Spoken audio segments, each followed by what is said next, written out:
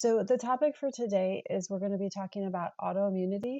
Oh, good. Got a thumbs up from Sarah and Vicky. Thanks, guys. Autoimmunity. And then I received a lot of questions about some stuff that I've been going through with my thyroid. And I want to just go over that whole entire piece for you guys because it was something that I didn't want to talk about too in depth until I'd actually met with a practitioner to help me kind of interpret, understand what's going on. And I think it's just going to be a great discussion about autoimmunity in general, just because there's so much that needs to be talked about with autoimmunity. And my experience from talking with other people who've had it, it's super common these days, is that when you go to the doctor, a mainstream doctor, you're not given a lot of information about like what is autoimmunity, what causes it, how can we treat it. You're just kind of given a prescription. So I hope I can kind of fill that gap today. And I don't mean at all to be that I'm an expert on it, but just to kind of go through what we do know about autoimmunity. And I hope that will be helpful for you guys. Now, if you are doing the 36-hour fast with the group, also go ahead and just give me a thumbs up the in the messages so I know you're fasting with me. And I wanted to real quick before we get into autoimmunity, just talk about the fasting tips that I give to people just by way of reminder. So biggest fasting tip is salt. So if you start, oh good, Eda Browning's joining us on the fast, and Sarah and Vicky. Thanks, guys. I'm not sure, can you guys see each other's comments? I'm assuming you can, but I've never been part of a live as a recipient. I've only been the presenter. So I'm just curious what it looks like from your end. Um, Yay, Sue is joining the fast. So make sure you're getting enough salt, especially if you feel a little bit achy and maybe you have a slight headache or you just feel a little dizzy. That's a sign that you need more salt. Thank you, Sarah. So Sarah says, yes, you can see the comments. That's so helpful to know. And then also charcoal, especially if you feel off, you feel maybe a little achy or like a little toxic, then go ahead and take some charcoal. You can take up to 6. I don't think the brand matters. I try to buy organic, and if you don't have it and you don't want to wait for it to come from Amazon, you can pretty much go to any health food store, whatever you have. And let's see, Natural Grocers, Whole Foods, Sprouts, places like that should all have charcoal. And it shouldn't be expensive. Don't pay a lot. It should be like $10 for a bottle that'll last you a few months. So take charcoal if you're feeling bad, up to 6 pellets. You can do that 3 times a day. And my other tip for you is to stay busy. So I normally tell people to have two kinds of things: a project that you do while you're fasting, and then something that you're going to look forward to. So for the project, I find it's most rewarding if you tackle something that you've been procrastinating the longest. Whatever you've been procrastinating the longest, tackle that, and you're going to feel such a sense of accomplishment. And then as far as something to look forward to, it could be a hot detox bath, like with Epsom salts. It could be watching a show that you don't normally get to watch. So just think of taking a walk. Think of a non-food reward, or any kind of hobby that you may have, painting or whatever your hobby is, giving yourself time to do that. And so that instead of looking forward to eating dinner like we do every night, look forward to doing whatever you're going to do after your projects are done. So that should help you just get through the fast quicker. So, so that's all on fasting. If you have any fasting questions, just go ahead and put them in the comments there. And also feel free to interrupt me. I really prefer when these are more interactive. That's kind of the point of doing a live. So go ahead and interrupt me with a message at any time. So let's talk about autoimmunity. And here are the questions that I want to address, because they're questions that when I've been studying autoimmunity, I didn't find a lot of information on, and I had to really dig and dig and dig. And so those questions are, first, is it normal in human history for us to be struggling with autoimmunity?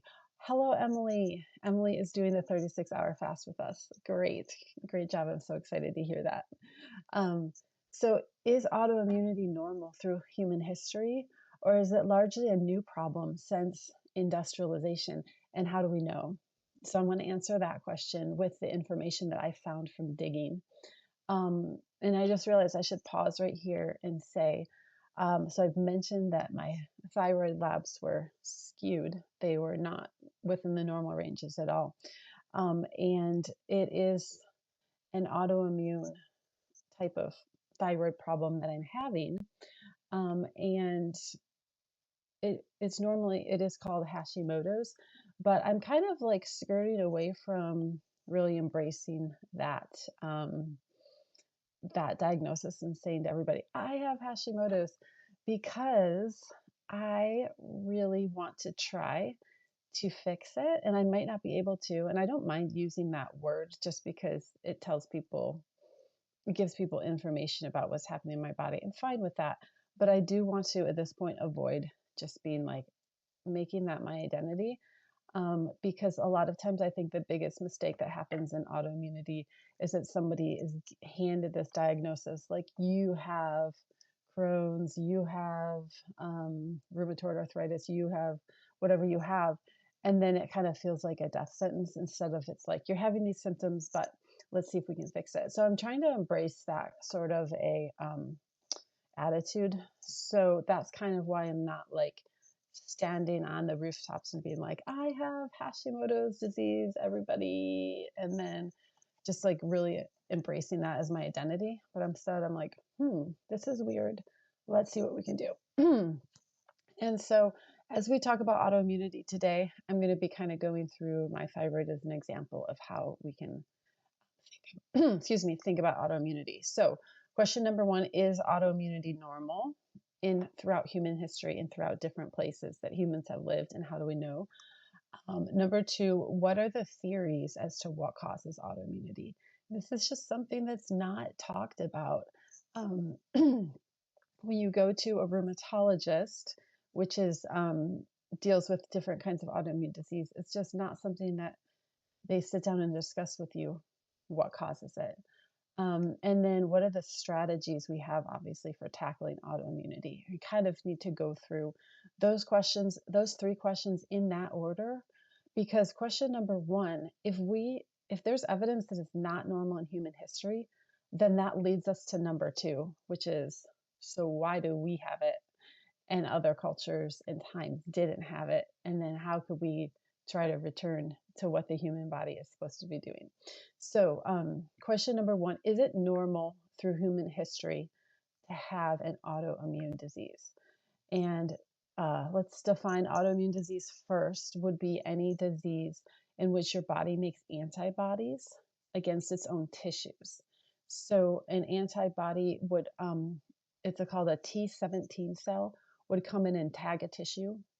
And like I said, I'm using my thyroid as an example. So my immune system will come in and tag the thyroid tissue as an invader. And then a macrophage, which is like a white blobby cell, would come around and start actually attacking that tissue. And as that happens, some of it gets replaced with scar tissue as the body's attacking its own tissue. So that would be kind of the definition of autoimmune disease. There are many of them besides the normal ones that we hear over and over. And I didn't research it and come up with an exhaustive list, but the most common ones, I believe, are Crohn's disease, rheumatoid arthritis, MS, actually, multiple sclerosis is actually autoimmune. And that's when your body's own macrophages, I'm having like a frog in my throat and I'm not sick. Your body's own macrophages attack the myelin sheath on a nerve cell. So your nerves are electrical, and just as like the electrical lines outside have to be insulated so that somebody doesn't touch them and get electrocuted, so do the nerves in your body have insulation on them. And when the body attacks that insulation on your nerves, then you could see how the electrical system would begin to fail because now it's not protected from the outside. So that's MS. So that is an autoimmune disease, your body again attacking itself. Even things like psoriasis of the skin and eczema are autoimmune. And then lupus is one where multiple tissues are being attacked by the body.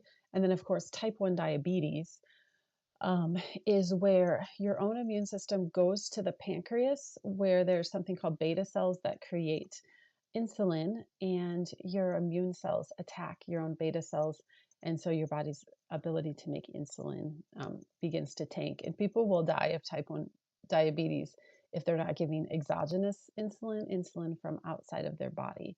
Um, and so at some point, the beta cells just die, and you can't reverse type 1 diabetes, although very early stage people, I have heard reports that they've been able to reverse it.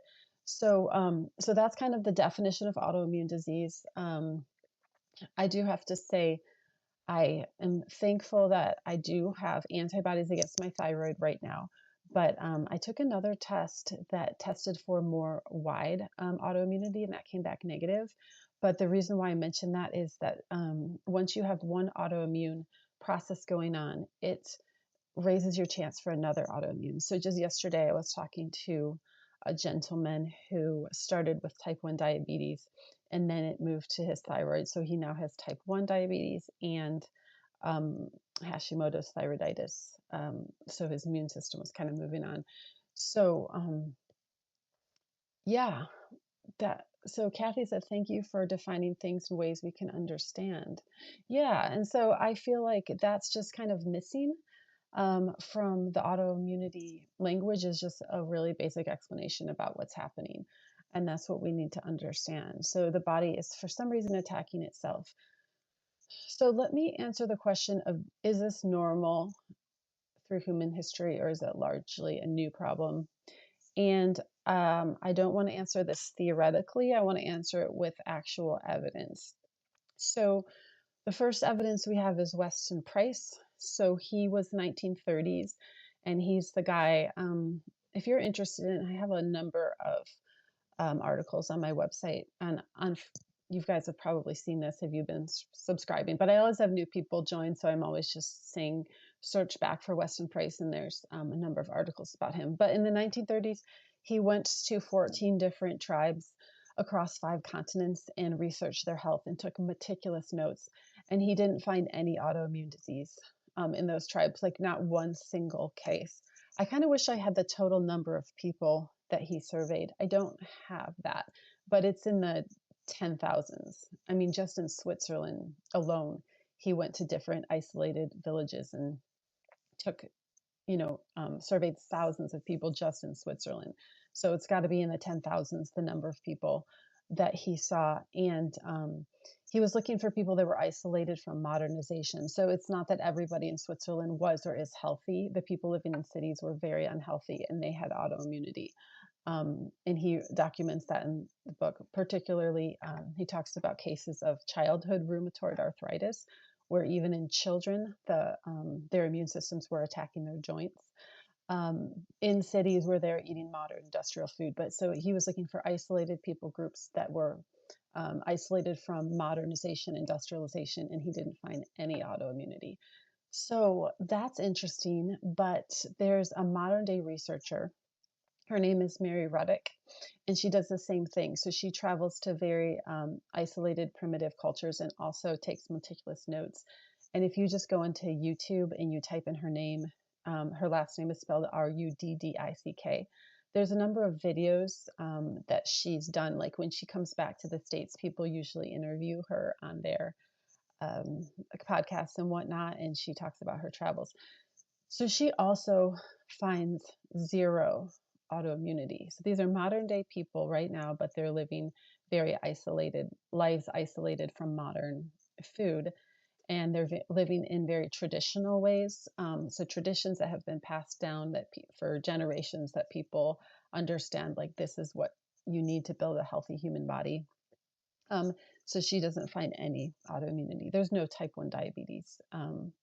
in these isolated people groups. There's no rheumatoid arthritis, there's no Crohn's disease, there's no MS, there's no psoriasis, there's no skin problems, there's no lupus.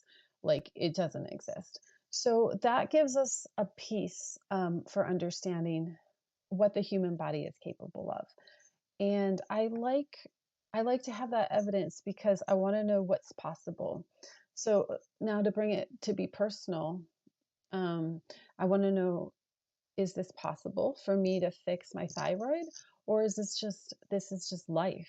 And so knowing that there's people groups right now that where Hashimoto's disease doesn't exist, that gives me something to shoot for. I don't know that I can get there because I'm not living in an isolated people group in another part of the world, but I know it's possible, that I know somebody's done it, and so that just really gives me hope.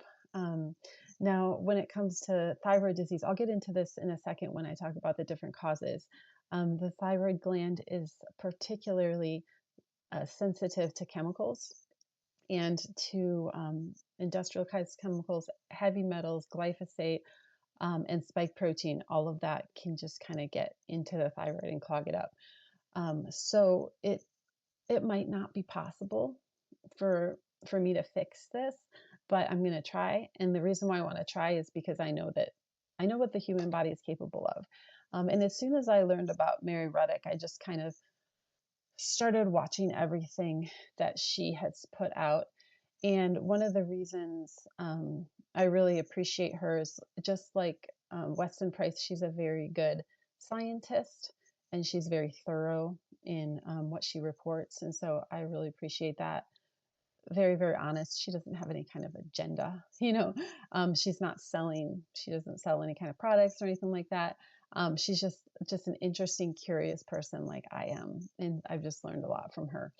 So that's my answer, is it's possible, at least for other people, to not have autoimmunity. That's not the normal state of our bodies. It is a product of living in the modern world. That's what autoimmunity is.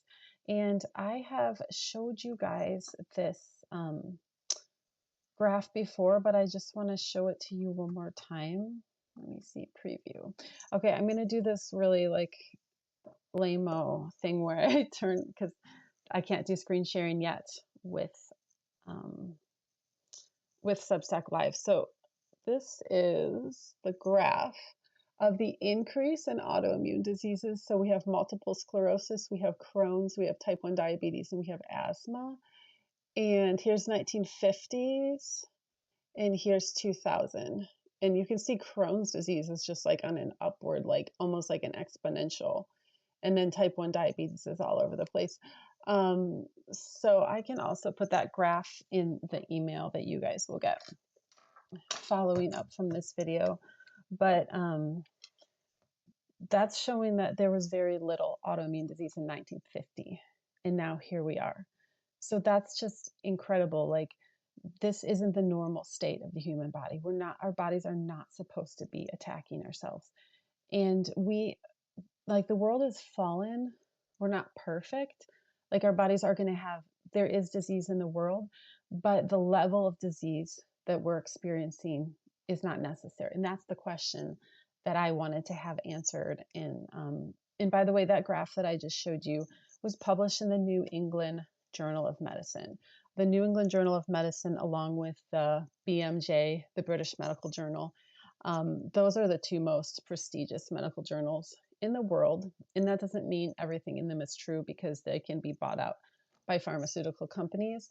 And a lot of times they are, but that's just to say, when they have a graph like that, that's not something that someone made up on their blog. That was from a peer-reviewed, people came up with that actual information in a way that was peer-reviewed, and I'm assuming had integrity. So yeah, that's scary. And to go back to the thyroid, because I'm just kind of using that as an example of autoimmunity, thyroid medication is the number 2 most commonly prescribed medication in the US.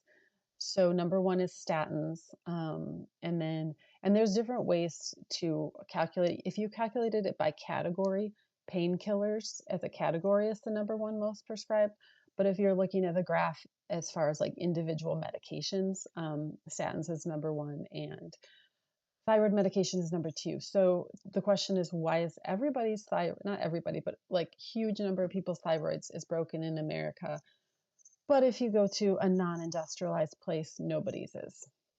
So let's get into the theories of what is going wrong. So the mainstream theory, if you go to a mainstream doctor and they're like, why is my immune system attacking my own tissue? They would say your body is confused. That's the only thing that I've ever heard from a mainstream website or a mainstream doctor is your body gets confused and nobody knows why. But the holistic community has a number of a little bit more in-depth ideas about it. And there's some overlap between these ideas and they can, they could all be true, I think, or they could all be true to a certain extent, or some could be true for some kind and some could be true for another. So let me just explain it. It'll make more sense.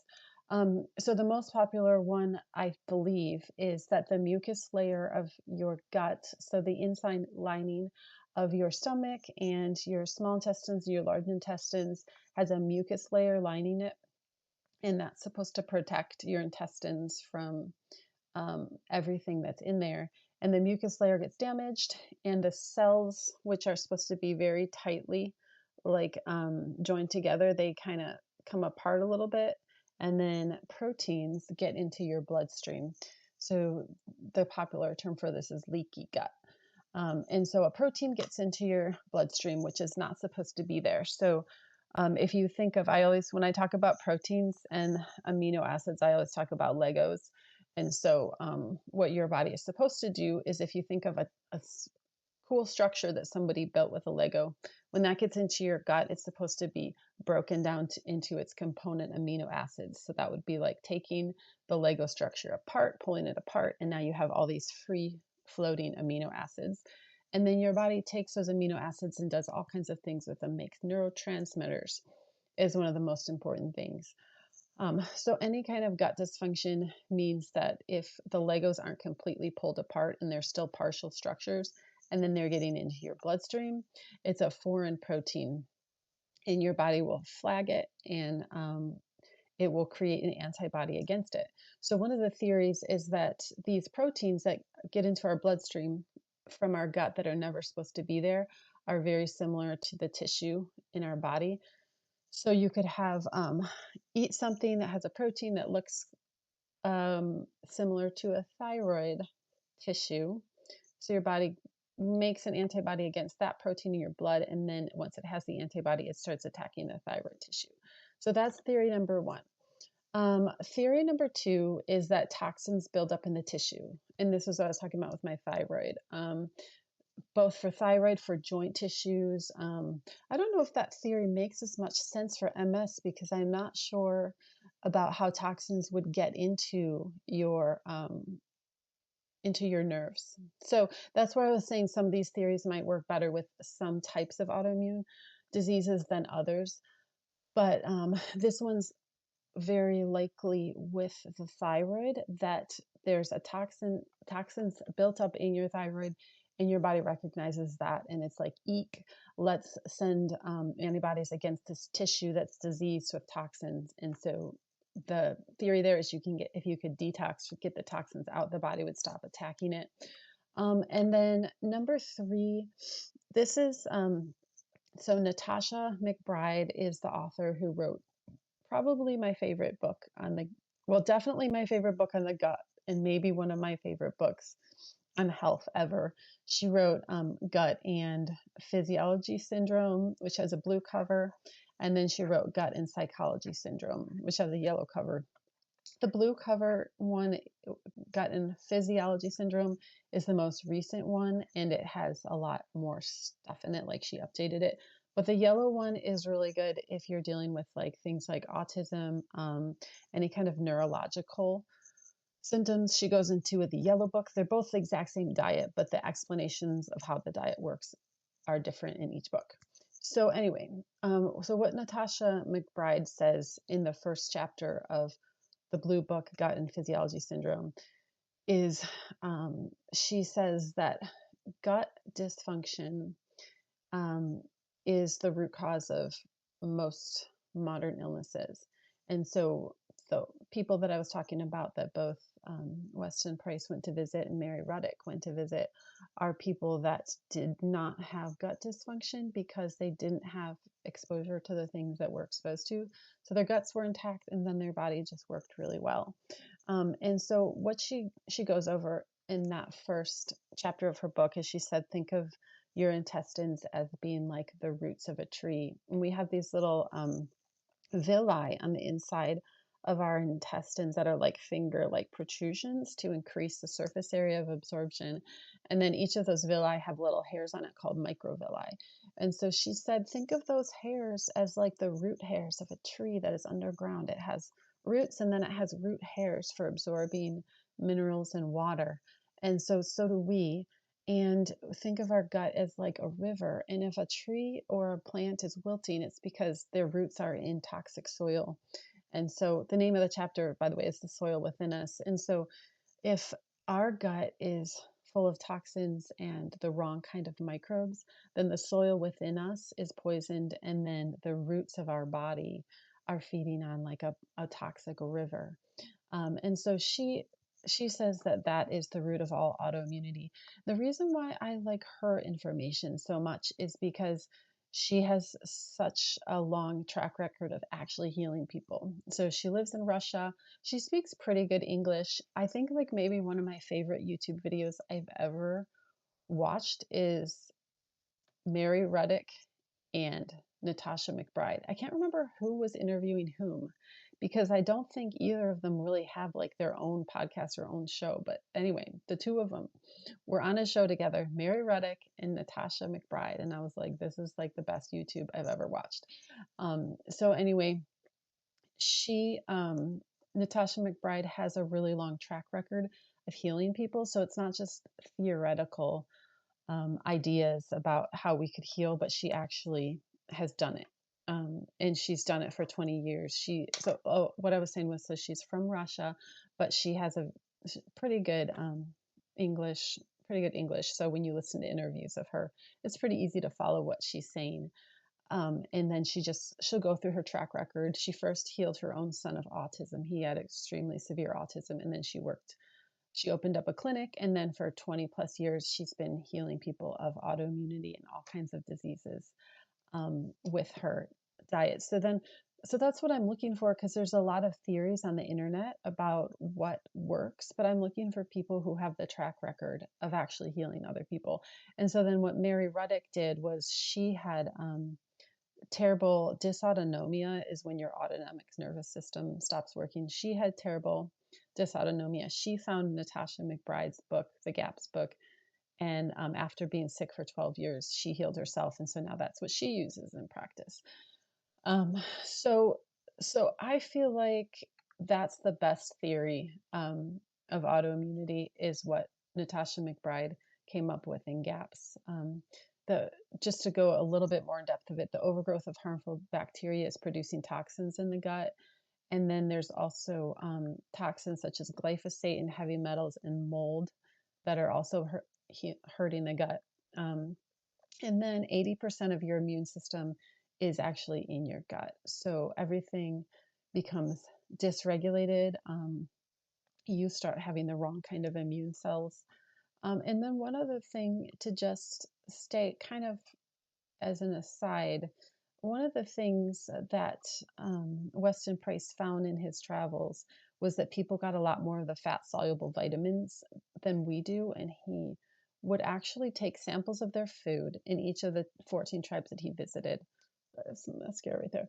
And he would send them back to his lab, and then he would analyze them for the vitamin and mineral content, and he would write it down.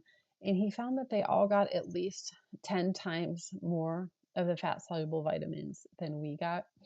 And so Chris Masterjohn he's a fan of Weston Price, and he's piggybacked on a lot of his research. And so he wrote an article showing evidence that if you get enough adequate vitamin A, that keeps your T cell from degrading into what's called a Th17 cell, which is an autoimmune cell.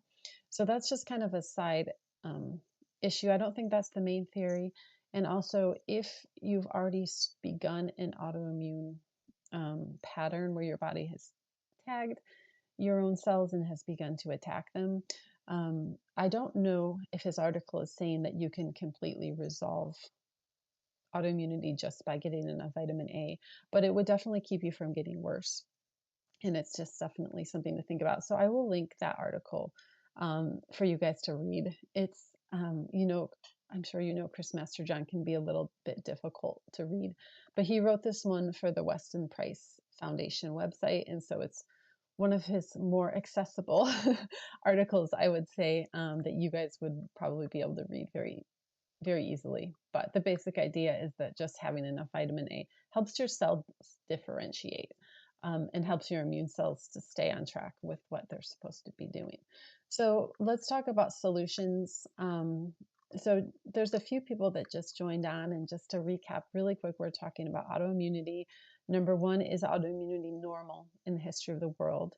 And the answer to that is no, because both Weston Price from the 1930s and Mary Ruddock, modern day, have found whole communities of people where there is zero autoimmunity, so it's non-normal. Number two, what are the theories that cause it? And it has to do with gut dysfunction. Likely it has to do with toxins building up in tissues, and has to do with proteins getting through the gut that the body then tags and gets confused. Once it's made an antibody against a protein, if it finds a protein in your tissues that looks similar, then it's going to attack it. So let's talk about solutions now. So the mainstream solution, if you have an autoimmune problem like I'm currently experiencing with my thyroid, and you go to a mainstream doctor, they're usually going to say, like, let's suppress the immune system. That's pretty much the only solution that the mainstream medicine has. Now, this isn't to um, tell other people that they shouldn't do mainstream medicine, but I do like to give people other options, because the problem with suppressing the immune system is that sometimes after 5 or 10 years it stops working, and I just want people to, if possible, to actually be healed. And this isn't meant to make you feel guilty if you've decided to do that option. And I know how scary it can be to feel like, wait, why is my body attacking itself? Because if you have an actual disease, at least you know who the enemy is. There's a pathogen, and we need to get rid of the pathogen. But when it's your body attacking itself, you can feel pretty helpless. And I understand why people would choose the mainstream route. So I'm not trying to negate that and say that nobody should, but we should realize that when you do the mainstream route, it's not healing you. It's not making the autoimmune disease go away. It's just suppressing the immune system. And some of the drugs will suppress certain of the inflammatory responses. One of them is called TNF, tumor necrosis factor 1. And when you hear that word tumor, it doesn't have anything to do with cancer, but it's just an inflammatory molecule, which is something that cells release in order to communicate with one another. So you get inflammation is going to signal to the body, hey, there's a problem here, and let's go and heal and figure it out. But when you get inflammation that's just constantly throughout your body, that's just a stress state. And so some of those drugs, they block that communication. But the problem with that is that it's not actually healing you. So if you go off of whatever kind of immunosuppressant you're taking, the autoimmune disease comes back. And then, like I said, sometimes it stops working. So that's why my first choice is to see if it's possible to heal this. And so that's what I'm going to do. And I also just want to say, as an aside, that whenever you're dealing with some sort of health problem, you always have to find a way to not feel sorry for yourself, especially if you're going to have to be doing a difficult diet like I'm about to talk about in a minute. I wrote down some goals for myself, and one of them is that my goal is to never feel sorry for myself. And to think of this challenge has been given to me by God, actually. I have this challenge and I have to rise to the challenge and do the things that I need to do without necessarily knowing or having a guarantee that it's going to fix anything. The one thing I will have a guarantee is knowing that I tried and that I did everything that I could. Um, so that's how I'm going to think about it. So here are the holistic and integrative methods that people have come up with for dealing with autoimmunity. Of course, the mainstream solution is different immunosuppressants, like we talked about, but here's the holistic methods. The number one most popular thing that people do is to go off of gluten. And when I met with my provider last week, she did mention that. She's like, you need to go off gluten. And I was like, well, I'm going to be starting this autoimmune protocol anyway, and it doesn't have any gluten in it. So that was great. Um, so then there's a really popular diet called the AIP protocol. And then there's other kinds of elimination diets. And then for really, really extreme cases, there's the carnivore diet.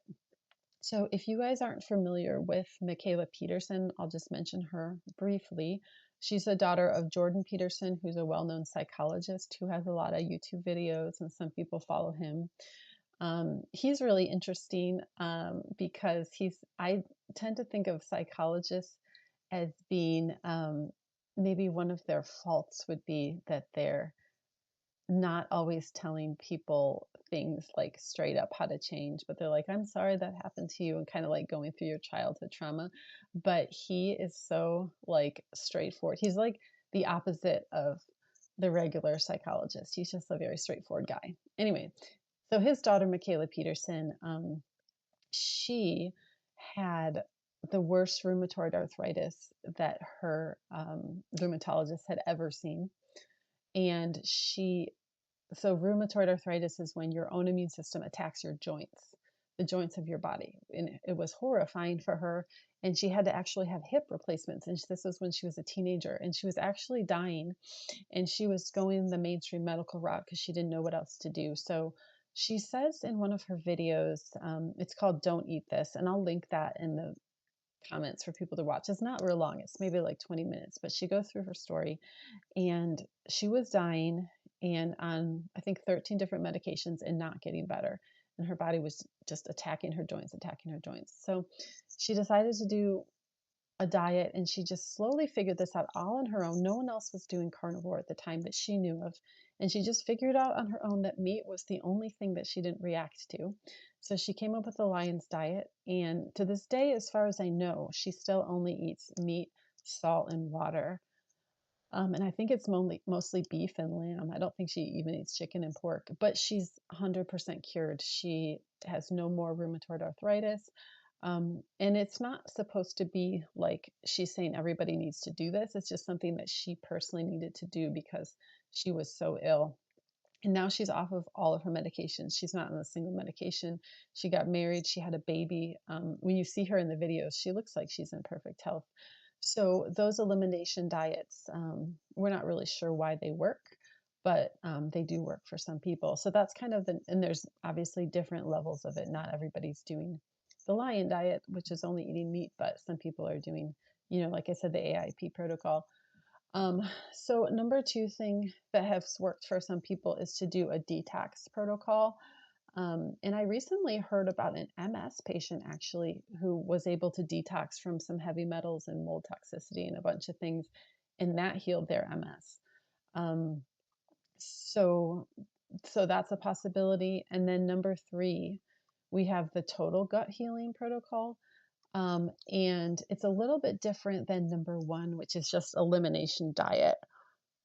So I want to illustrate for you kind of the difference between an elimination diet and then number three, which what I would call a total gut healing protocol.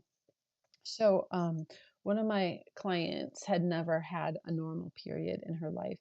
And so what she did was she did like the full GAPS intro diet where you're like when you do GAPS introduction, there's different stages, but at the beginning, you're only eating chicken soup and then chicken soup and beef soup. And then you're also doing probiotics, like you're doing sauerkraut and whatnot. And so she did that for a month, and she had the first 30-day cycle that she's ever had in her entire life.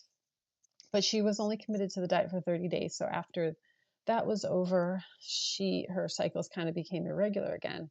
And then she's like, well, okay, I'm going to do it again this time, but I'm not going to do the GAPS intro. I'm just going to do full GAPS, and I'm going to just eliminate the bad foods. So she did that for a month, and it didn't regulate her cycles at all.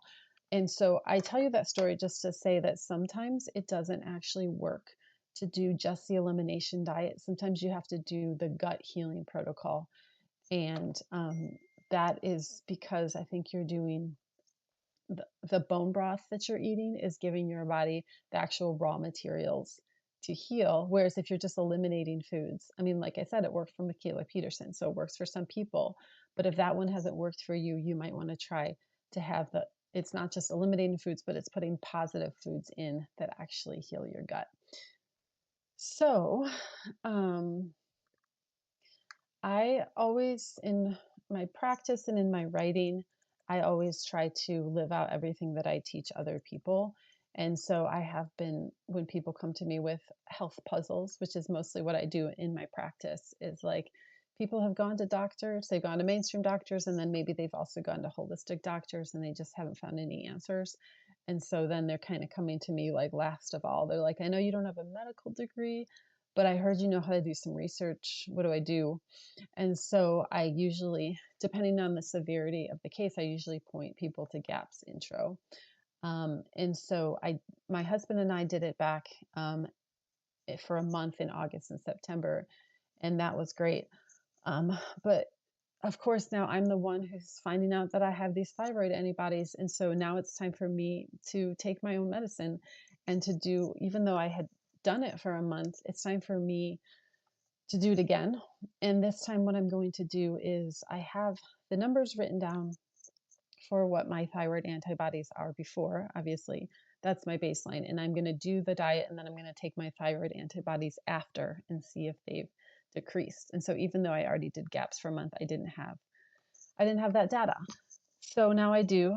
And I want to talk for a minute just about the thyroid, and because, like I said, it's the number 2 most prescribed medication, thyroid medication is, and so it's very, very common. First thing I want to say is that you need to go to your doctor and you need to get yearly blood work. And I know that this sounds like I'm contradicting myself because I'm not like a big Western medicine fan. And I know it's uncomfortable to go to your doctor because you're probably going to get into a fight about LDL cholesterol, and he's going to want to put you on a statin, and you're not going to want to take a statin, and blah, blah, blah. But all that aside, you do need to get your yearly blood work done. And there are ways. I have a post that you could search for, or let me write this down. I could link this in the comments again, so it's easier for people to find. But I did a post on how to order your own blood work too. But if you have insurance that covers it, it's going to be cheapest for you to go to your primary care and be like, I want to get my yearly blood work done, and here are some additional things I want to do. And some doctors will do it. I would say maybe I'm running about 75-25. I'm finding about 75% of my clients' doctors are willing to do whatever test they want, and about 25% of them are like, absolutely not, you don't need those tests. But it's worth trying if your insurance covers it. Now, for my insurance, I have a $5,000 deductible. And so because of that, I order my own blood work and pay for it out of my health savings account. But any way that you do it, you just need to order your own yearly blood work. So here's what happened with me. Up until about 2 years ago, I never researched what blood work people should be getting done every year. So I went to my doctor and I did whatever my doctor said. And doctors will do something called a CBC. So that stands for a complete blood count. And that's the kind of thing that looks at your like white blood cells. Are they high? That would mean infection. Your red blood cells. So Are you anemic? Those sorts of things. And then another one that they'll do is CMP, and that stands for Comprehensive Metabolic Panel. And that's going to look at like your liver enzymes, your blood glucose is usually in there, kidney function, stuff like that. So those are helpful for ruling out some super, super basic. Actually, I have my CBC pulled up right here, albumin, bilirubin. So just ruling out some really basic problems that you might have, but they're not the greatest for like metabolic health. So the best one for metabolic health is obviously the fasting insulin, also A1C, of course. You need to run that every year. And I can list that in the email that follows up here, what things you need to run every year. I would really recommend a homocysteine. My daughter, whose name is Gloria, she gave me permission to share this and share her name. But I recently gave her a list of blood work to do, and she did it the do-it-yourself way, ordered a bunch of blood work. Okay, I have to preface this by saying that she is one of the healthiest people that I know, as far as like doing everything holistically, organically, like to the point where she's like raising her own rabbits, and she butchered them herself, and she's eating like rabbit stew. They butcher their own pig. I mean, like they're just trying to do everything holistically. But anyway, she gave me permission to share that she came back with extremely low iron. So she and I are doing beef liver every day, because my ferritin, which is your storage iron, was low, although both of our hemoglobins were high, were normal, within normal range, meaning that our bodies were giving us enough red blood cells, but we're kind of like running on fumes. So we're both eating beef liver with vitamin C every day, because vitamin C helps with the absorption of the iron. And I don't like to take iron supplements, as you guys know, because the iron can constipate you and it doesn't get to the right place. I want to use heme iron from meat or from liver. So that, but the other thing that was very high for her was her homocysteine. So homocysteine gets high when you're low on B vitamins. You want your homocysteine around 7, and hers was 14. And B vitamins are made in your gut when you have the right kind of bacteria. And then part of this is that we all have the MTHFR gene mutation. And so that makes you not as able to process B vitamins. So I'm telling you guys this because this is your call to action, that you need to go and you need to get your blood work done. If you're not the kind of person who's been doing that, you need to get your homocysteine checked. You need to get your C-reactive protein checked, your vitamin D, your A1C, your fasted insulin, just some basic ones that I'll list down there for you. Because if the healthiest person I know who makes her own sauerkraut really has had like lab work that was off, and I was like, B vitamins. So she's taking her B vitamins now. But then if she needed to take B vitamins, all y'all need to get your stuff tested. So back to my thyroid. Incidentally, I have not had a thyroid lab taken since 2016, before these weird ones came up. And I would love to know how long this horrific stuff has been going on. So I don't know, because the doctors didn't give me a thyroid panel. And then it wasn't, like I said, until the last couple of years that I started researching what labs we should be getting every year. And then I was like, oh, why have I not gotten a thyroid panel? And so I ordered it for myself. The doctor didn't even tell me to get it. I had to order it myself. And then the numbers are horrendous. And the first thing that the practitioner, India Scott, asked me when I had my appointment on Tuesday, 6 days ago, she said, how long has this been going on? And I was like, don't we wish we knew? So let me go through thyroid numbers really quick. So the first thing that you need to think about is that there's something called thyroid stimulating hormone.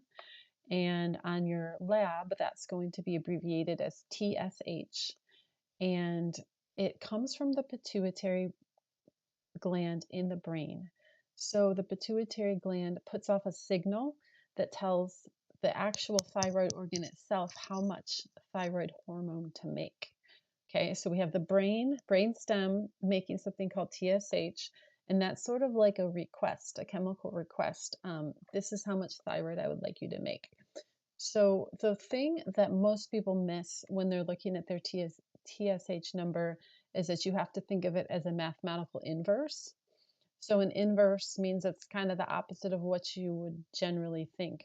So the higher your TSH gets, the worse your thyroid is functioning.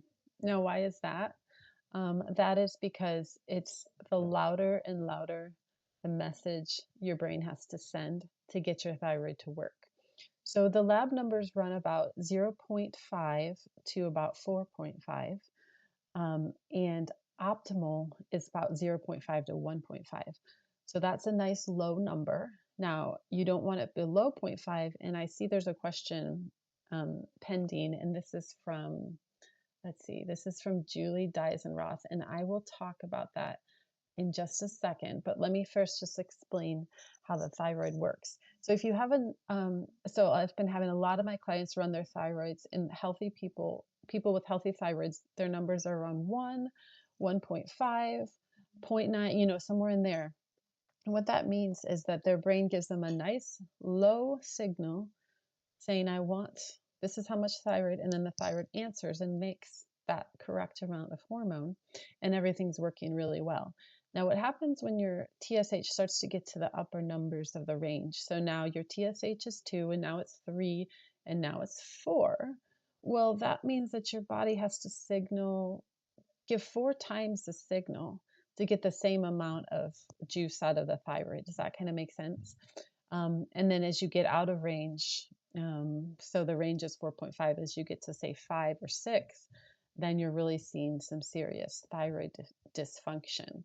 So when someone gets above 5 or so, I think that's usually when they diagnose them with hypothyroidism. So there's that O in there, HYPO, hypo, and just think of O has the low, the O from the word low. That means your thyroid function is low. And when your thyroid function is low, your TSH number is going to be high. And that's why I'm calling it in inverse. So to put that in perspective, the holistic doctors really like people to be under 3. Even though the range is 4.5, they're like, once you get to 3, they're getting a little concerned about, why does your brain have to stimulate so much thyroid hormone to come out? But now we're going to play a little guessing game. I want you guys to guess what my TSH is. So I'm going to just tell you it's bad. I'm not going to tell you how bad it is yet. But above 4.5 is what we call bad. So just put a little number in the message about what you think my TSH is. And while I'm waiting for people to come up with their guesses, I'll just move on to the next number that you'll test on your lab. So when you get this lab work back, because doctors don't spend a lot of time talking to you about what they mean, that's why I'm trying to explain it to you right now, so that when you get your lab back, you can also know what questions to answer. So if your TSH is a little bit high, the next thing you want to look at is there's 2 different kinds of thyroid hormone. There's something called T3, and then there's something called T4. Okay, nobody's giving me any guess. Oh, somebody said 9, and someone said 5 and 6. 5, 20. Okay, Ida. Now, Ida. Oh, Robin, 79. Okay, mine was 0.5. Is that too low? No, Vicky, that's perfect. 0.5 is perfectly fine. Okay, so the answer, I'm going to tell you guys, drum roll please. So the answer is 48. So that's what my TSH is. It was supposed to be, 3 or under, and 4 is like, obviously that's bad. So it's like 10 times above the outer range, 10 times. It's like horrifying. My TSH is horrifying, absolutely horrifying. And so then the next numbers that you look at are T3 and T4, and those are hormones that your thyroid make. And what the numbers mean, they refer to the number of iodine molecules. So your thyroid is like super cool. It makes what's called T4, so it has 4 iodine molecules on it. And that's kind of like, think of it as like a storage reserve tank that your body can then, your liver will then turn the T4 into as much T3 as it needs. And the T3 is the active. Oh, thank you, Kathy. Um, the T3 is the active hormone. And so you can measure the two things. You can measure total T4, and then you can measure free T4, and you can measure total T3, and you can measure free T3. And I want you guys to get all of those done. All of those done. So I want you to, and I'll write all this down in the post that follows, but I want you to get TSH. And some doctors only do TSH. And randomly, when 2016, I said that was the last time I got a thyroid done, they only did T4. They didn't even do TSH. So I don't know what's happening with the medical field here, but you want to do TSH, you want to do free T3, you want to do total T3, you want to do free T4, you want to do total T4. Every single one of those numbers of mine was off. So an unbelievably high TSH of 48.9.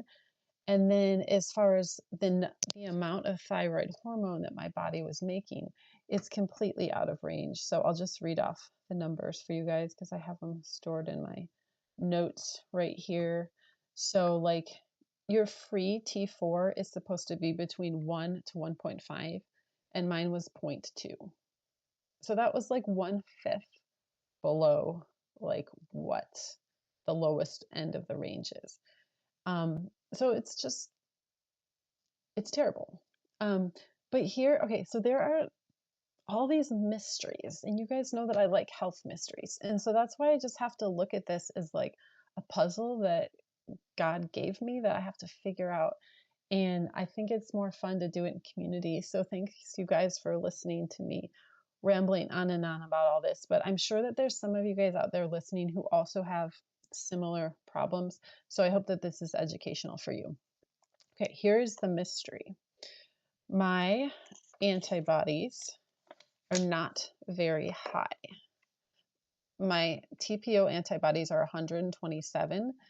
And so of course, you know me, I've done all kinds of reading and research ever since I found this out 6 weeks ago is when I got this TSH number. And so I've done all this reading and research, and there's most people who have this have antibodies in the thousands, and their TSH is much lower. So like their TSH is like 10, which is definitely hypothyroid, like it's definitely pathological. And their antibodies are in the thousands. So I was asking India Scott about this. I was like, my antibodies are not that high. They exist, but why is my thyroid function like horrific? And my antibodies aren't that high. And she didn't know, but this is my personal theory. My personal theory is that it's been going on for a very long time. And this was me having a lot of conversations with ChatGPT and Grok, which I do not implicitly trust. And like, I don't inherently trust them in their diagnosis, but I trust them for certain questions. If you know how to ask them the right kind of question, it can sometimes give you a helpful answer, if that makes sense. So according to, and I like to use different search engines to try to cross pollinate the data to see if I get the answer. So according to them, and this was also my own idea before the AI even suggested it, that it's been going on for a very long time. And before I actually was doing fasting and got, a hold of my health. And so now the autoimmunity is a lot lower than it was, but the damage was done a while ago. That's the only thing I can come up with. If anyone else has any theory, I'd love to hear it. The other thing that India Scott said was she said that the spike protein has an affinity towards endocrine tissues. And you guys know my spike protein and antibodies were close to 2,000, which is not as bad as some people. Some people's are 25,000 plus. So not horrifying, but they're there. And it's possible that the spike protein is getting in there and messing things up. Who knows? And Sarah asked me, do you have a lot of fatigue, and isn't that one of your symptoms? So this is also another one of these mysteries. So I have a number of people, friends of mine in my community who have Hashimoto's, that of course I talked to them and said, tell me what your numbers are. What have you experienced? And I'm talking to those people. people who had TSH way lower than mine, TSHs of 5 and 10, were so debilitated that they couldn't get out of bed and move, like could not move. And so in the big scheme of things, I don't have that much fatigue. It's like another health mystery. Like, I don't know. I don't know how I'm even functioning. Like, nobody knows how I'm functioning on so low a thyroid. But one thing that Mary Reddick talked about in one of her videos was that she says when you fast and you do low carb, you have a much lower need of thyroid hormone. So I'm wondering, this is all theoretical, but if I've just been able to like limp along on like horrifyingly low amount of thyroid just because of all the health things that I'm doing. And so one thing my husband said, I do take quite a few supplements. My husband said, why don't you put all of the supplements into ChatGPT and see if any of them could possibly cause you to be hurting your thyroid somehow. And so I put them in and I asked ChatGPT, I was like, go through each of these supplements and tell me, do you think it would hurt or do you think it would prop me up? And so every single one of the supplements I'm on was like something that's like propping me up as like an alternate pathway to thyroid. So for instance, I take the cod liver oil that I recommend to all of you guys. And vitamin A is very good at giving you more energy. So it's like, that's possibly like, this is just Chat GPT who's trained on like mainline medical journals, which is why I don't ever ask it a question like, should I eat butter or vegetable oil? It's going to be like vegetable oil. So there's certain things it's not very well trained on, but it was like, it went through the supplements and it was like, the vitamin C is keeping your inflammation down and blah, blah, blah. So I thought that was interesting. Maybe my supplements are propping me up. Um, the one symptom that I did notice was that I would be very, very cold. And sometimes my family can attest that I will wear like a winter hat in the house. Yeah, that's not normal. Like we keep our house warm. We keep our house at like 70 to 72, even in the winter. And in the summer, obviously, way warmer than that. Sure. We're keeping the house warm. And then I'd be sitting there wearing like a wool hat and then like we have a gas fireplace. I'd be sitting over my gas fireplace. I'm always wearing like tons and tons of layers. So that's definitely one of them. Constipation is a really common one, but I was telling my practitioner that I'm so full of probiotics. Probiotics really keep things moving. And so I've kind of like taken every symptom of this thyroid disease and like found a workaround. So like I used to have constipation, but then I became, the kefir queen. And I'm also making this kefir soda, you guys. It's so amazing. That's a probiotic, but I'm doing all this probiotic stuff and I'm eating my sauerkraut, blah, blah, blah. So then that is a workaround for that part of it. So to answer Sarah's question, I don't have a, a ton of fatigue, but I do have muscle weakness. So I think this would be the biggest thing that I've noticed. My muscles were not like really maintaining themselves. So when I would go for a walk, my house is kind of up on a hill. So when I'm coming home from the walk, I'm having to like walk up a hill. And the next day my muscles would be really sore, my calf muscles. I'd be like, I didn't even do anything that hard. Why are my muscles sore?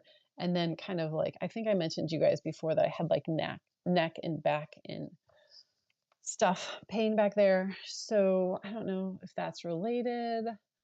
I'm going to go back and answer this question that I got earlier, and I think it was about hyper, so hyper thyroidism. And okay, so Julie says she doesn't have Hashimoto's and she's been tested often, and she started thyroid med in 2018 as her numbers were borderline. So I think I'm assuming, so since Julie, you're saying you don't have Hashimoto's, meaning you're negative for the antibodies, but your thyroid function is just slightly low, I'm assuming. Your free T4 in particular was 0.9. Let me look at my reference range. Oh, and then 1 to 1.5 is normal. So you're just 1/10 below the normal. If I were you, I'd just keep getting it checked and see if that was just a fluke. She said, I'm really sorry I started on my thyroid medication as I don't think it made a difference.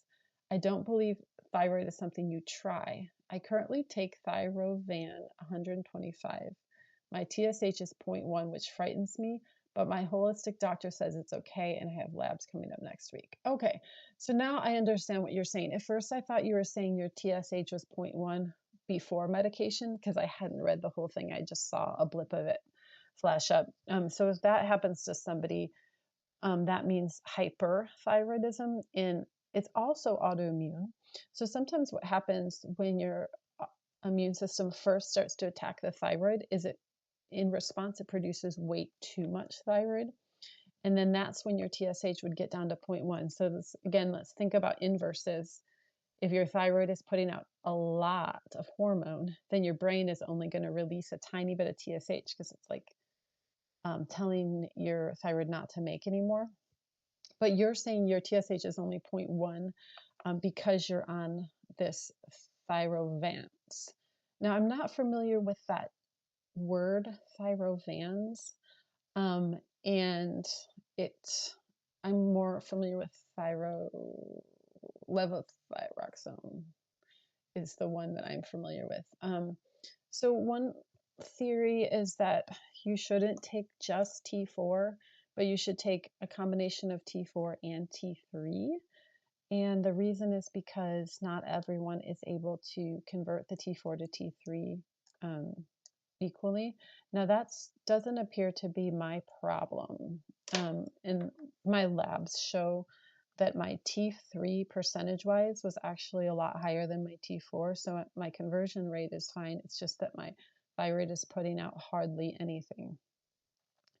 Okay, another thing that you guys need to test for is you need to test for something called reverse T3. So once again, people are only, like, what are we talking about? Practitioners are only testing, TSH, or they might do TSH and T4, or they might do TSH and T4 and T3, but there's a whole list. You guys got to do all of them. So you got to do TSH, you got to do free T3 and total T3, free T4 and total T4. Then you've got to do reverse T3. I'll explain what that is for a second. And then you need to do the 2 types of antibodies. Okay, so what is reverse T3? If you were to get into a terrible car accident and you were like lying in a hospital bed and hardly able to do anything, your body would release, it would create a lot of reverse T3 as a stress response. And what that means is we as a body are focused right now on survival and not on upregulating the metabolism. We're just trying to survive. And so reverse T3 is a stress response. So remember I said that the thyroid hormone makes T4, 4 iodine atoms, and then it's like a reservoir for your body to make as much T3 as it wants.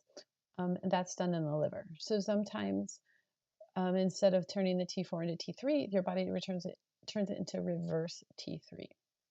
And that would be a stress response.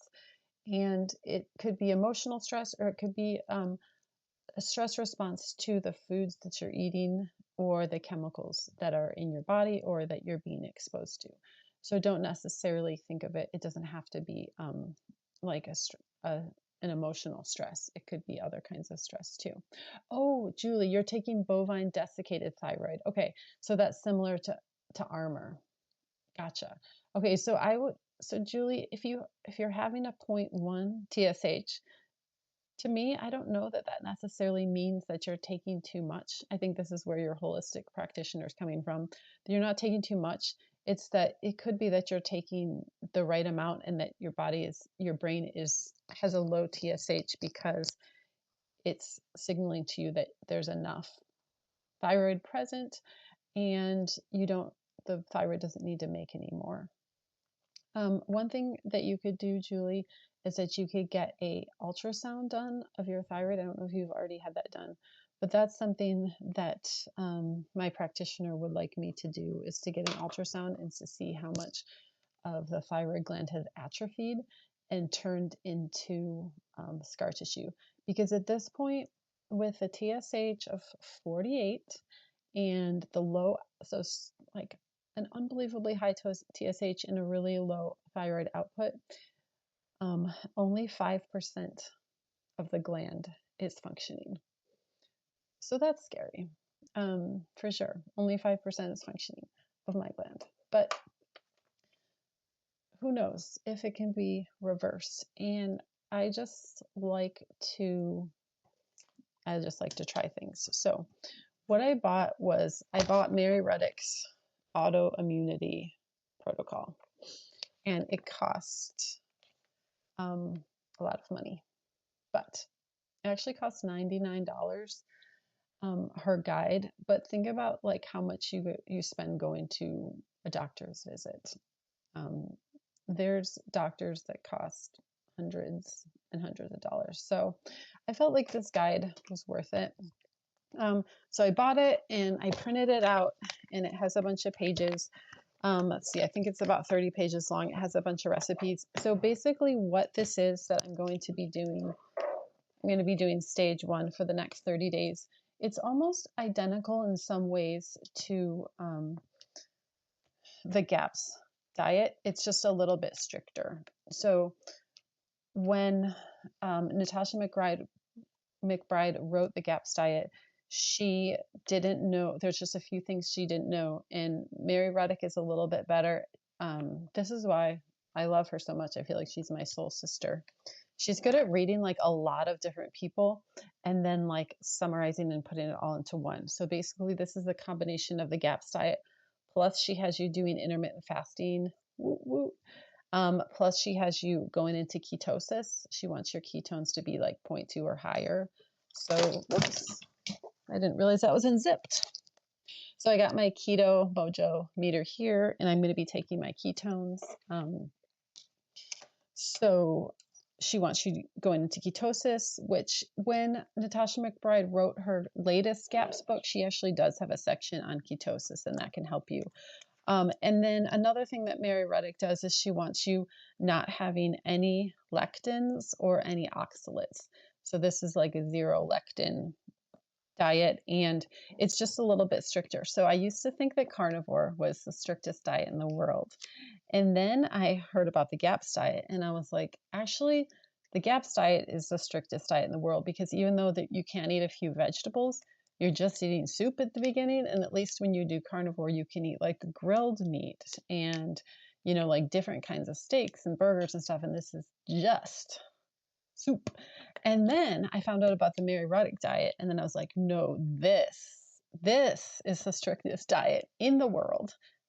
So anyway, there's probably stricter ones, but basically what I'm going to be doing for the next 30 days is just eating soup. Okay, so Sarah McGrath asked, what is high in lectins? So first of all, lectin is a protein, and it's similar to some of the proteins in our body. And so the theory is that it's one of the sources of autoimmunity. Lectins are in peanuts, they're in beans, they're in whole wheat foods, they're in wheat. In fact, gluten is a lectin, I believe. So a lot of grains have lectins in them. So they're only found in animal foods.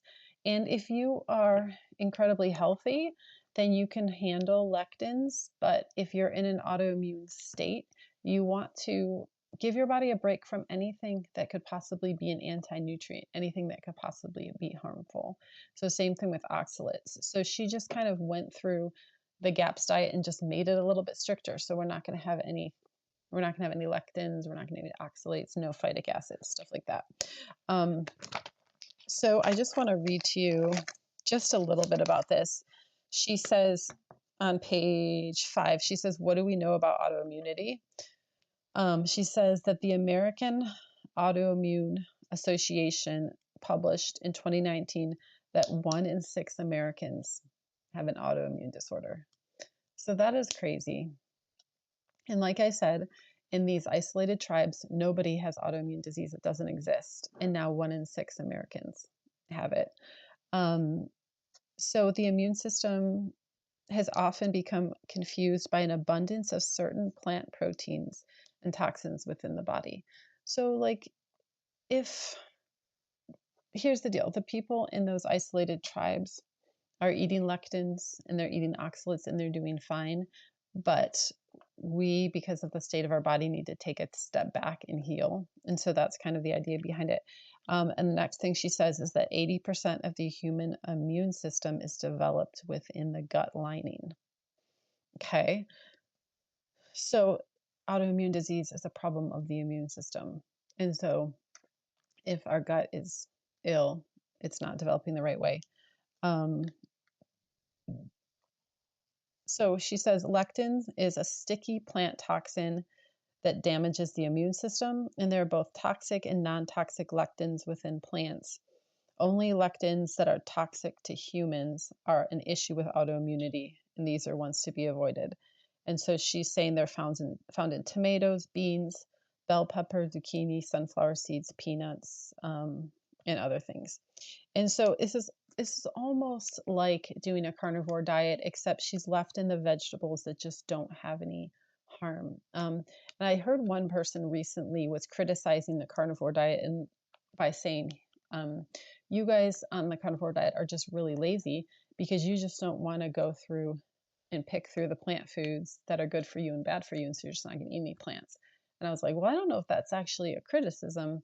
It's kind of true, but it's also kind of easy to just say I'm not going to eat any plants, and then I don't have to worry about which ones have lectins and oxalates and stuff.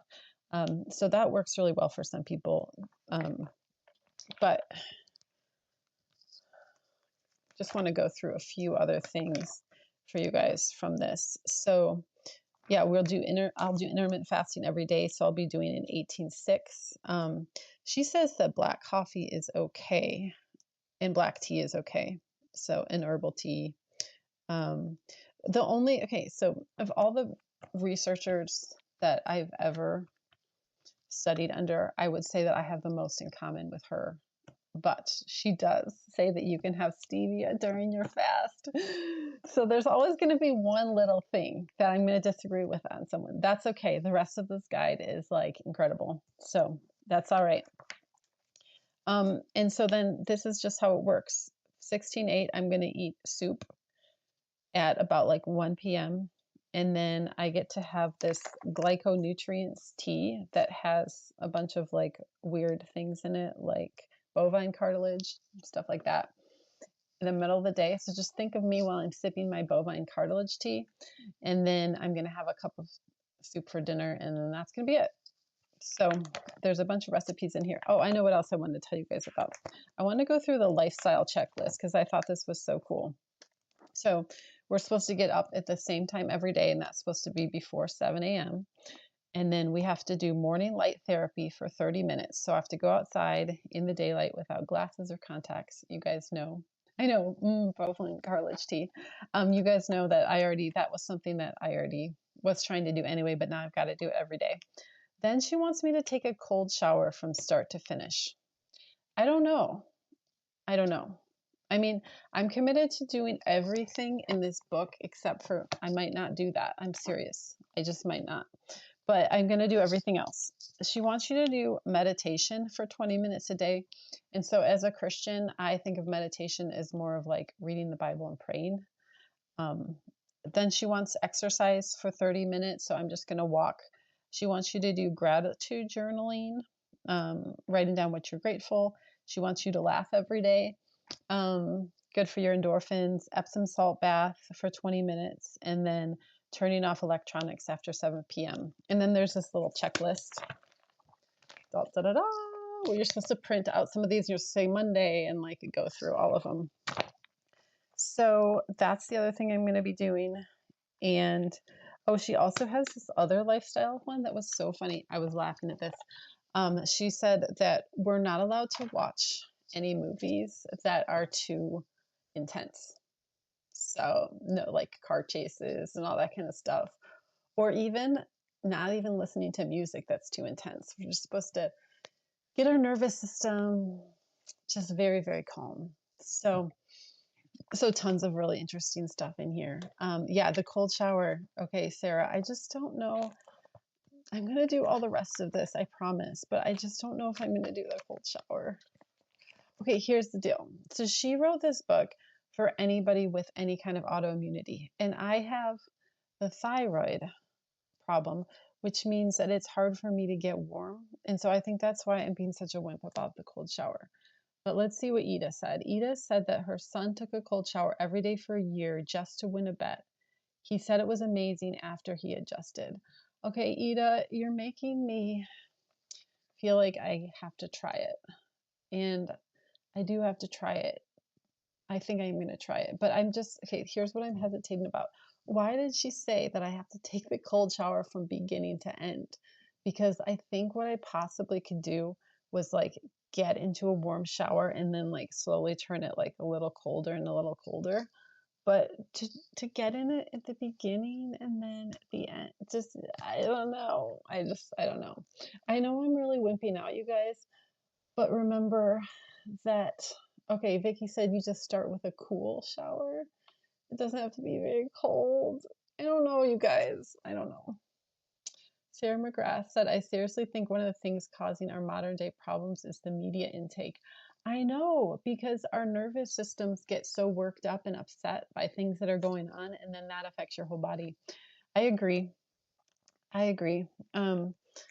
So anyway, I just wanted to let you guys know I'm going to be doing this really crazy diet for 30 days. And then I'm also keeping a journal of all my symptoms, and I'm going to be keeping really close track of my blood work and how this diet affects my blood work. And a couple more things I wanted to go over with you guys really quick is that she's having me do. So I met with somebody named India Scott last week, and she's having me do two really, I don't want to say fringe, I'm going to say unconventional, two really unconventional things that I heard about and I knew about, but I had never heard a practitioner actually prescribe them. So do you guys know what low dose naltrexone is? Has anybody heard of that? If you have heard of that, go ahead and write me a message. LDN is what it goes by. It's called low dose naltrexone.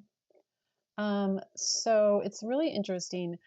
You've probably heard of the drug naltrexone, and it blocks the opioid receptors. And when people are in rehab, they give it to them so that if they're like taking drugs or they're taking alcohol, they no longer get any pleasure from alcohol.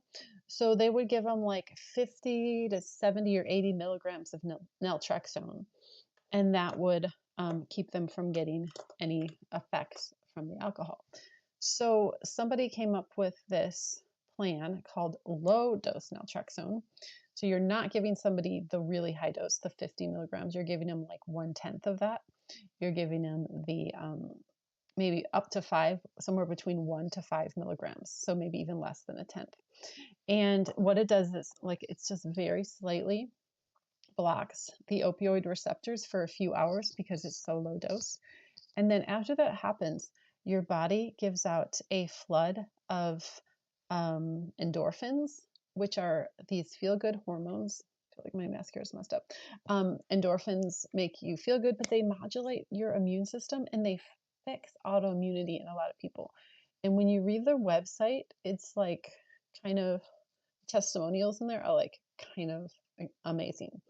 And they mention all kinds of, okay, so Ida Browning says she took LDN as part of treatment to get chronic Lyme under control.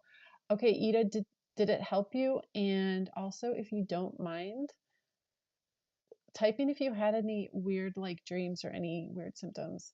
Heather says she knows that LDN is being used for long COVID, and naltrexone for alcoholism is a much higher dose, right? So this is a much lower dose than you're going to use when you're using it for alcoholism and stuff. Just a tiny bit, blocks your and opioid receptors, and that causes your body to release a flood of endorphins because your brain doesn't like that your opioid receptors were temporarily blocked, and then the endorphins are supposed to stop the autoimmunity. So I'm going to do it. I'm going to do this LDN thing. You start with a tiny bit and then you kind of titrate up. It's like 1 drop for a week and then 2 drops for the next week. So it starts so low. I don't know how long it's going to keep working, but it's just weird because I had read all about it because, you know, I'm weird and I find dark corners of the internet where there's like people talking about stuff like that. And then I was just floored to have a practitioner be like, no, it works and you should try it. And then there's a really nice doctor on Substack. His name is Dr. Phan, Phan, and he always answers my questions. And I asked him about my thyroid and some stuff, and he says you should try LDN, and he's seen a lot of benefit in his practice from it. So I'm doing that. And then I'm also doing, she put me on another thing that I also had already studied about because I read about things on the dark side of the internet, like I just said. But I didn't know that very many practitioners are using this. But she's having me use chlorine dioxide, and that one has absolutely no affinity or resemblance to chlorine bleach, even though they both have the word chlorine in them. Table salt is sodium chloride. So there's a lot of very harmless things that can have a chloride atom attached to them. And so this is just a very harmless oxidizer that goes in and helps you detoxify. And once again, starting with a tiny, tiny dose of it. I already have it in my house. So she started to tell me about it, and I was like, I have it already, and I've already used it, and I've already tried it because that's what I do. I haven't really talked about it yet because it just seemed so fringe. But her medical partner, Pierre Corey, who's a guy that wrote a lot about COVID and COVID vaccines, and he has the Leading Edge Clinic. He's written a bunch of recent posts about chlorine dioxide. One of the things, I think probably my favorite post that he's ever written. Oh, where did I get the CD? Chlorine dioxide. I got it off of Amazon, and it's marketed as a water purifying system. Yeah, I can send you guys the link. Let me write myself a note. I'll link to that so you guys can find it. So anyway, one of my favorite posts that he's ever written was he said something, I think the name of the post is the Corey scale. And he came up with that term to say that the more effective and cheap and easy to use and fewest side effects that a medication is, the more the FDA demonizes it. And then if it's like ineffective and expensive and has lots of side effects, then the FDA like glorifies it and is like, whoa, look at our newest drug. Like one example was they pushed a drug through their fast track of authorization for Alzheimer's that caused brain bleeds in 40% of people and had almost no efficacy. And they have these things, they have a committee of people that don't work for the FDA, but they're called an advisory committee. So they'd be like just a doctor, and all 11 of the members of the advisory committee advised against approving it. And they approved it anyway, even though their entire advisory committee said don't approve it. And 3 of the people were so disgusted that they not retired, they dropped out from the advisory committee. They're like, I'm out of here, this is ridiculous. And one of them said that this was the worst thing that worst drug the FDA had ever approved. But anyway, so that's what Dr. Corey talks about in there. He talks about all of these alternative treatments that the FDA and the mainstream medical community have suppressed because they're very effective, they're very cheap, they're very easy to use, and they have very few side effects. And that is a threat to their model. So I don't know if he specifically mentions chlorine dioxide in that post, but he talks about a really sweet doctor named Dr. Brzezinski, who came up with a therapy for brain cancer. So there's all of these brain cancers that don't have any, in the mainstream medical field, there is no cure for them. And they have extremely weird names, so I'm not going to be able to think of the names of them. But there was one that affected children, and Dr. Brzezinski came up with this cure where there's something called an anti-neoplastin.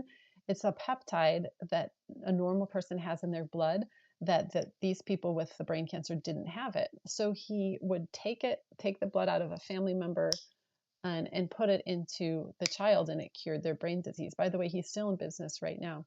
There's one specific kind of brain cancer it would cure. And the FDA has tried for 20, 25, 30 years to shut down his clinic. Now, he's not doing anything illegal, So they were never able to shut him down, but their idea was that they would bankrupt him by giving him so many lawsuits. And the only reason why he's been able to survive is because the families of the children that have been cured from this quote incurable brain cancer by his treatment have raised money to support all of his lawsuits that the FDA has brought upon him. So anyway, that's the Corey scale of anytime there's something that's super effective, super cheap, the FDA is going to demonize it. And I'm telling you all of that because I want you to know that if you Google chlorine dioxide or you ask ChatGPT about it or look online, there's going to be a lot of misinformation about it. But Dr. Corey did a series of posts about it and how it works and its effectiveness and stuff. So let's see. So Greg Pilcher said about LDN, it solved long COVID for me. Okay, that's awesome, Greg. Greg, also type a message and let me know if you had any side effects from it. So you tried all the other FLCCC protocols and none worked. And finally, the LDN worked. So finding the right LDN dose is tricky. I know. So I'm kind of worried about that because that's what my practitioner said too. So you started at 0.5 milligrams and you increased 0.5 milligrams every week. Was that one drop? You got to 3 milligrams and you didn't realize it was working before first increasing to 3.5, which caused symptoms to return. Went back down to 3 milligrams and symptoms disappeared. Ended up using 2.8 for a year. Periodically, I would try and stop and symptoms would return. After a year, symptoms disappeared permanently and no side effects, only positive results. Okay, see, this is amazing because we're so used to thinking of drugs such as Tylenol and all of that. They have horrible, horrible side effects. So it's kind of weird that they really don't. Also with long COVID, what was your spike protein level and did they decrease? Yeah. Greg, could you tell us that if you know what your spike protein was before and after trying LDN? I'm so excited that you said no side effects. So that's going to be interesting. So as you guys can see, I know this is going long, but that's just because this stuff with my thyroid is just one big science experiment, and I'm the guinea pig, and I'm gonna do these things, and yeah, I'm gonna do the LDN. Oh, the other thing that I'm gonna do is okay. So the thyroid and your adrenal glands are very intimately connected. So I have a little bit of adrenal fatigue. It's not terrible, and you can know if you have adrenal fatigue by you can either get a blood test at 9 a.m. in the morning. You can do that, or you can do the 4-point cortisol test, which is the most accurate. And there's one that I recommend that you can actually get from Amazon. Well, I was recommending it, except I'll explain in a second what happened. But anyway, with the cortisol, the 4-point cortisol test, what you're going to do is you're going to spit into a little vial, and you do it at like first thing in the morning, and then I think it was like 11, and then I think it was like between 3 or 4 p.m., and then it was like 10 p.m. It was something like that. It had real specific directions. I spit into the little vials. I mailed it off, and I never got my results. So I'm kind of bummed about that. But then, like a week ago, all of a sudden they mailed me another kit that I hadn't ordered. And so I haven't had the time to look into it and figure out what's going on. I'm kind of afraid that they like lost my vials that I sent in. And so that's why they sent me another kit, but I never got like an email or anything. So I don't know. That was annoying because it cost me $125 and I know I can get a refund, and I'm very good at like demanding refunds from places, and I always get my way. So I will do that. So before you go and buy that kit, let me figure out what happened with my kit. But the advantage of doing the saliva cortisol, as I've talked about before, is you can graph it and make sure you're getting this nice high cortisol in the morning and then it's falling at night and all that good stuff. But because I had not gotten those results by the time I was supposed to meet with India, all I had to go by was a 9 a.m. blood cortisol test. And she said, your cortisol's not high enough. So it's supposed to be high in the morning. And so I'm also going on 2 different adrenal supplements. So you guys know that I do the vitamin C, and then I do pantothenic acid B5 in the morning to help support adrenals. And that's probably why my adrenal fatigue is, like, okay, how do I say this? My number should be 15 and it's only 11. So that's probably why it's not like 2. Like, she's like, I'm so glad your adrenals aren't like in the basement, because they could be with how bad my thyroid function is. So once again, I'm like propping myself up with other things. But the supplement that she is giving me has, I wish I would have brought it down here to show you guys. It has vitamin C and pantothenic acid and some other things that also support the adrenals. So, so that's about everything that I can think to tell you guys. And thank you, Greg, for all that information about the LDN. And so did you, I'm just looking at your note again, I'm curious, did you increase every week? Yeah, it looks like you said you increased 0.5 every week. Is that like one drop? I haven't gotten that one in the mail yet. I actually don't have a compounding pharmacy near me. So I don't know if that one's even compounded or what. But anyway, my prescriptions are coming in the mail and they haven't come yet. So I'm not sure, like when you say you went up 0.5, did you go up like one drop? Or like, how does this work? Oh, so Greg says that he never tested for spike protein, but you're a huge believer in LDN. Well, good. And your long COVID was from the infection and not the vaccines. Okay, so Greg asked me if I tried ultraviolet blood irradiation with ozone or zeta aid for zeta potential. Okay, so Greg, I have read all about that on a Midwestern doctor's website. I've read about the ultraviolet blood irradiation, and I've read about the zeta aid and all that stuff. I didn't think of it as being for autoimmunity, but I do have to say, when I read those posts, it was probably 4 to 6 months ago, whenever she first wrote them, whenever a Midwestern, because I read pretty much everything that comes from that Substack. And I didn't know that I had autoimmune disease at that time. So I wasn't paying attention. So maybe I should go back and reread those. So Greg, are you saying that that helps with autoimmune disease? And then my other problem is that I'm kind of running out of funds. So we have a health savings account and now I'm like draining it pretty quickly. And so I don't know how much this ultra blood radiation ozone costs. And then Zeta Aid for Zeta Potential, that's a supplement, I believe. So yeah, I'll definitely go back and read those posts and see if they have to do with autoimmunity or not. So, okay, anybody have any last questions? Go ahead and type them in. Yeah, main thing that okay, let's see. Greg says for LDN, oh, you used a compounding pharmacy and you took capsules. Okay. For some reason, I was thinking what I'm going to be getting is drops, but I'm not sure. And that's how you missed the 3.0 dose. You ordered 3.5 milligram capsules. Okay, I see. So you were getting different amounts of capsules each week. I see.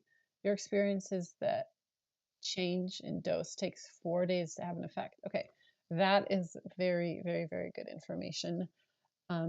I just had so much to talk to India about that we didn't really get into like the nitty gritties of the low dose naltrexone tweaking. So thank you for that. And Ida Browning said, when will the next 72-hour fast be? I think that we should do it next Monday. Are you guys up for that? Do you want to do it next Monday, Tuesday, and Wednesday? Do the 72-hour fast? I would be happy to lead you guys through that 72-hour fast. I don't know if I can do it with you. And I think that it has to do with me getting my thyroid medication figured out and all of these different things that I'm doing. So normally, like when your body is functioning well, it absolutely knows what to do with the fast. But things are just like so off right now with me that I don't know if I can do a 72-hour fast. So, but that doesn't matter for you guys. Like, I don't have to be doing it with you. So I would be happy. So let's just go ahead and say, let's do a group 72-hour fast starting this coming Sunday. So 6 days from now. And we'll do it through Wednesday. And I will just be there giving you guys support. And I have done so many of them that I can give you guys support and tell you what to expect without doing it myself. Okay, so thank you, Ida, that there's a Koru pharmacy in Spokane that compounds and will mail and ship. Thank you. So, Ida, that's funny. When I told my practitioner that we had a compounding pharmacy in Spokane, she says, "Oh, I don't want to have anything to do with the state of Washington." So I was like, okay, we won't do that then. I thought that was interesting. Greg said that based on what a Midwestern doctor says, I think that ultra blood radiation may benefit autoimmunity. Yeah, I think I will just hold off on those protocols for right now. Like I said, I'll read about it, but I'm going to just do what I have planned for this month first, and then I'll consider that. And then Julie says yes to next week. Okay, so we have a lot of people that are up for doing 72-hour fast next week. So let's definitely do that. And you like to fast before labs. And I'm so glad that your support is helpful. And I really think that I can support you guys just fine, even if I'm not doing it with you. So Greg said I did both as a test to convince someone else it was safe. No side effects, but didn't have autoimmunity. Okay.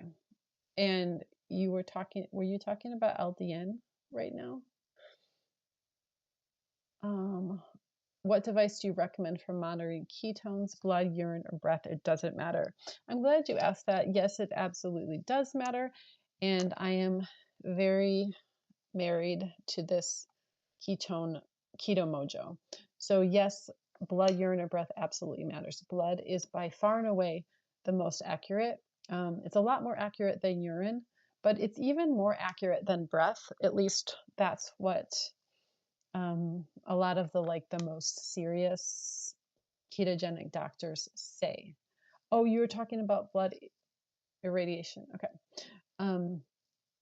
So if somebody has actual epilepsy, then you have to know the actual amount of ketones in their blood and be very precise. And those kinds of doctors use an actual blood monitor and not breath and not urine. So that's why I think it's the most common one. And also that's what I got my certification in ketogenic therapies. So that's what this was recommended to us. The actual meter itself, this is the older model and they have a newer one. I think I've had this for 8 or 10 years, but it keeps kicking. But so if you buy the Keto Mojo, it's going to look slightly different than this. But this guy, I completely lost my train of thought. Anyway, I know what I was going to say. The meter itself is only $50, but if I were you, I would get the starter pack, which has, I think it comes with 30 strips. Let me show you what these strips look like. You get both the blood glucose strips, and then you get the blood ketone strips. And these are about like 30 cents a strip, and these run closer to $1 a strip. So just keep that in mind. I do use my health savings account. Now you can see why my health savings account is just like draining. But I do use my health savings account to pay for those, which you're obviously allowed to do. But you do save money if instead of just buying the $50 device and then buying these separately, they have like a starter pack that has the $50 device and then it has a bunch of the strips that come with it. So, and just keep in mind that these strips do expire. I think it's maybe like a year. So you don't want to just like use ones that are like 2 years old or whatever. But I'm going to be that's one of the things I'm going to be keeping track of. I want to show you guys really quick. Oh shoot, I don't have it fell on the floor. Okay, I want to show you guys really quick about how to use this. So let me see. So this is your Lancet, and you want to get a new one. I always just change it out right before I use it, because with my clients who are in town, and like with my family members who just love me so much because I prick them all the time, I'm always using it for other people. So I'm always making sure to put a brand new lancet on there. And then back here, it kind of gives you, I always have it on the deepest one just to make sure that I'm going to get enough blood. So I don't think that I have any ketones right now because yesterday was Easter. Yeah, I probably don't have any ketones. Oh, stink. My ketones is empty. I have another one upstairs. I recommend that you use an alcohol swab before you prick your finger. I'm going to do my middle finger. So I'll just do glucose for you guys because I left my other ketone strips upstairs.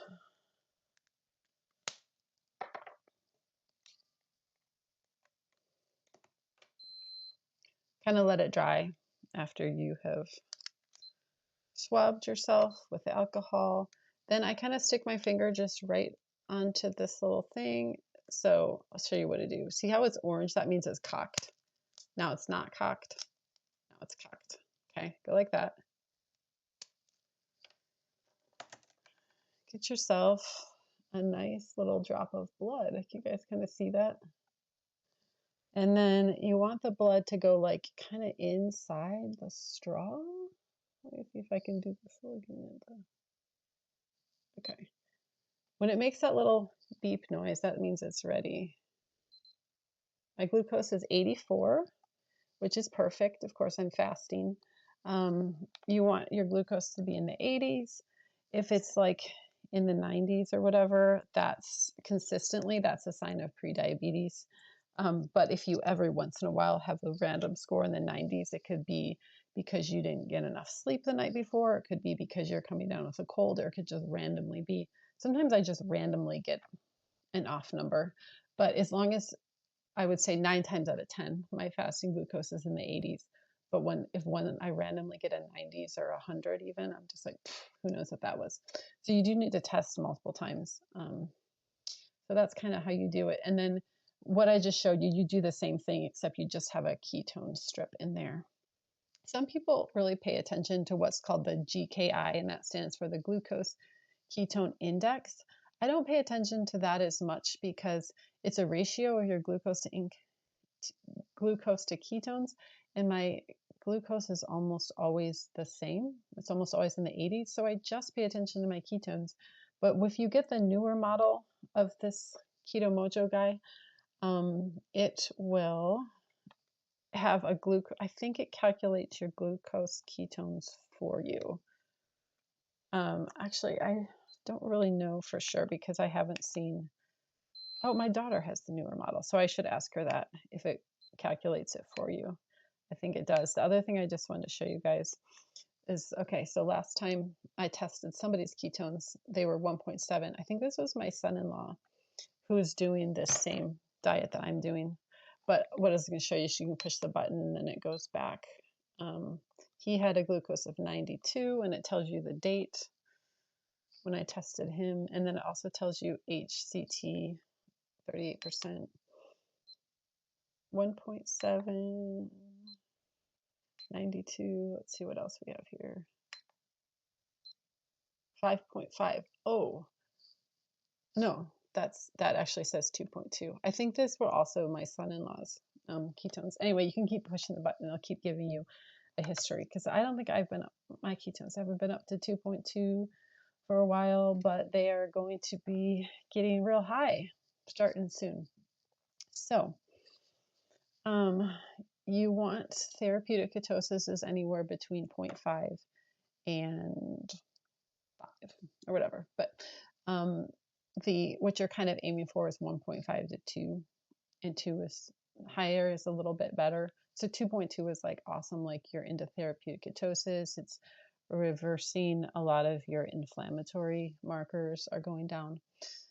So yeah, that's what that is for. Any other questions? Oh, and by the way, that was Sue. Sue, I will link to the Keto Mojo in there. And Julie, my advice on supplements while fasting is to only take minerals. So you can take as much salt as you want. You can take magnesium, and you can take charcoal for helping your body deal with the toxins that are released from your fat cells. Now, charcoal absorbs everything, so you don't want to take magnesium close to charcoal. I imagine that it might absorb some of it. And other than that, I don't really take any other supplements when I'm fasting. Oh, you can also take nattokinase. If you're somebody who has extremely high spike proteins, nattokinase can be taken on an empty stomach. Um, Other than that, I don't take any other supplements when I'm fasting. I don't even bother doing the ivermectin as part of the spike protein protocol. It doesn't absorb well in the stomach without fat. So I don't take that, and it doesn't bother me because it doesn't bother my conscience, not my conscience, but like I'm not like worried, oh no, I'm not taking ivermectin for a day, because fasting is so powerful that it does everything that your supplements would be doing. So don't feel like it's a problem. So the ultraviolet blood irradiation, Greg is saying, reduced your C-reactive protein to 0.5, and it had never been lower than 1. I love that. Okay, so recently I was looking at somebody's labs, and instead of giving me the exact like number of their C-reactive protein, like 0.8 or 0.3, it just said less than 1. And I was like, what is your problem? It's like, it's a really big difference to me. My C-reactive protein was 0.8 for a long time, and then it went down to 0.4. And I want to know those tenths of a number. That matters to me. And so it's really annoying when a lab only tells you it's 1, lower than 1. It won't give you the exact tenth percentage. I'm that nerdy. I want to know the exact number. But LabCorp does give you like down to the 10th. So that was nice of them. How often do you test daily? Okay, so Sue, as far as testing your ketones, a lot of it depends on what your goals are. So if your goals are weight loss, the higher the ketones you have, the faster that you're burning fat for fuel. That fat can either be from inside of your body or can be from fat that you're eating. Even if it is from fat that you're eating, it's still very good to have high ketones because they're very suppressant of your appetite and they suppress carb cravings. One of the reasons why they do that is because your brain can use both glucose and ketones. Now, you'll never switch over to 100% ketones. You're always going to have glucose, right? Like I just tested myself. I'm fasting right now, and my glucose is 80. What was it, 84? Forget if it was 84 or 86. Either one is good. And no matter how much you fast, you're really not going to get that much lower. So you always have some glucose, but your brain can also use ketones, and that is a very efficient source of fuel that your brain really likes. So when you're getting ketones, it keeps you from getting very hungry. So what I like to do is I like to test mine right before I break my fast to see how high I got them. So like on a 36-hour fast, I would hope to get them close to 1.5.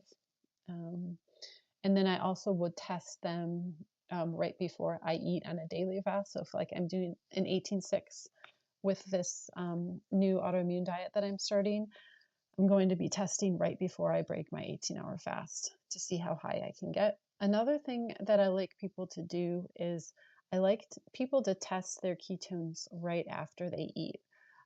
So you could test right before you break your fast. I'm guessing that mine, because I'm going to be eating so low carb, I'm guessing in a few days, my ketones are probably going to be about 1 to 1.5 right before I break my 18-hour fast.